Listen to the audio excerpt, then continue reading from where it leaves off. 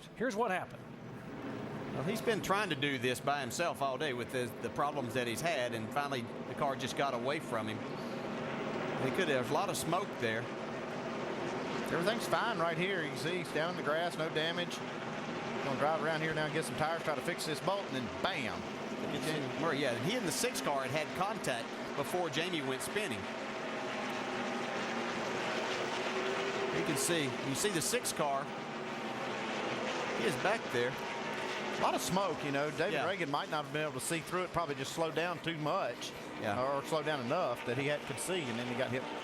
I'd say there's a good chance that David Reagan just stopped because he couldn't see, and then Jamie McMurray couldn't see him stop. Okay, we got a car in the wall. It's going to be a big break for Stewart. Oh, man.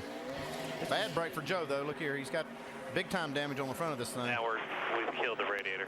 That's unfortunate for Joe Nemechek. Big break for Tony Stewart, as you said. This gives him the chance to start picking up a lot of spots. He's got a fast race car and making up a lot of ground in the points. Joe Nemechek, a former winner here at New Hampshire. Fluid leaking out of both the front and the back of his Chevrolet. Caution for the 4th time today. The other thing that's going to happen for Stewart is he's going to be able to get in here and get top his tank off with fuel. From Kyle Busch's onboard, let's watch and see what happened to Nemechek. Not too hard to see what happened there. The 01 Regan Smith got into the back of him and got Joe a little bit loose. That's not what we call aero loose. That's mechanical loose, isn't it? Yeah, you lose grip when you get hit. That's the type of racing that you get here, though. I'm not saying Regan Smith was totally at fault. He did hit the car, but that's the type of racing that.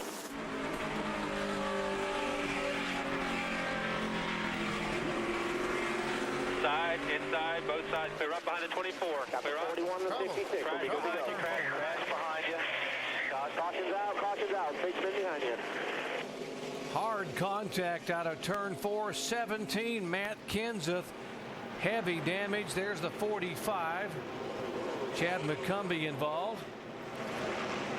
83 spinning back around. That is Brian Vickers. Yeah, the 5 car Casey Mears has a lot of damage. He's going on around the racetrack, but he has a lot of damage to the right front of his car. 38, David Gilliland getting the window net down. There's the one you're talking about, DJ. Casey Mears. He was back at the back of the pack after topping off in field to try to pull some strategy. Water there. I don't know if this is where it gets started. You can see him losing grip. Kind of stacks things up behind them some. See Sam Hornish down in the apron. Got him 5 wide there for a second. 45, 07. Looks like the 45 gets loose right there. That's the problem. The 45 got loose. He got into Matt Kenseth. And then David Gillen and Casey Mears. Oh, man, that's a hard shot right there to the side of Matt Kenseth's car. Wow, from Gillen. Vickers spinning around, trying to avoid it. Here again, these guys using all of this, and the 45 car just got loose down on the apron. I don't know how you run 5 wide off that corner anyway. Well, you don't, obviously. Not successfully, anyway. Look at the 11 and 20 just getting by. Hamlin and Stewart. Almost snuck through here. Yeah, a lot of people looking for this caution, except for A.J. Allmendinger. Yeah. This is kind of strange, though. He's well down the straightaway before he's into the fence. I guess he was trying to save this thing for a while. We're hearing from spotters he might have gotten a little bit of help. He had just driven this car into the top 35 in owners points, and remember, he's driving to get a job for 2009. They haven't signed him, and he's hustling the car off the corner. You can see him come off the 4th corner here, and well, yeah, he just wasn't quite clear of Michael McDowell. It's a situation right there where the guy on the outside could actually give him another foot and not cause a little problem like this right here, but Michael McDowell didn't give it to him. No, he didn't. And you've got 2 young guys that haven't been in this sport and this type of racing very long to know that, a lot of times that's what you do here. So just very unfortunate for AJ. As you said, he'd worked his way back into the top 35 in the corner to the 31 and the 88. Both slipping a little bit. As Burton tries to take that spot back. There. Wow. Burton got a little bit loose, got into the 88. Yeah, Burton, he's fighting hard right here. This is 4th, 5th, and 6th, by the way, is the 1 car of Martin Truex. And now he will go underneath his former teammate, Dale Earnhardt Jr. Oh, the 6 car spins around. David Reagan. No yellow. No yellow.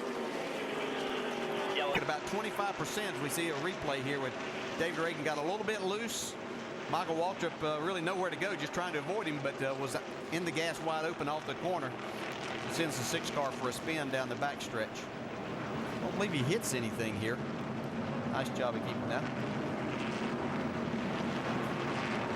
What's happening on pit road? Some of the guys Starts. His car just seems to get hooked up a little bit better than Greg Biffle and Carl Edwards, and allows him to Trouble get out with to turn about 2. 3-4. A big crash. Cars spinning around and a couple cars going around. It is the 10 car. A couple of cars lucky to get by this. Watch the 7 and the 10. They're supposed to be teammates, but that didn't exactly work that way. Robbie Gordon got into it. Jeff Gordon. Wow. That was close.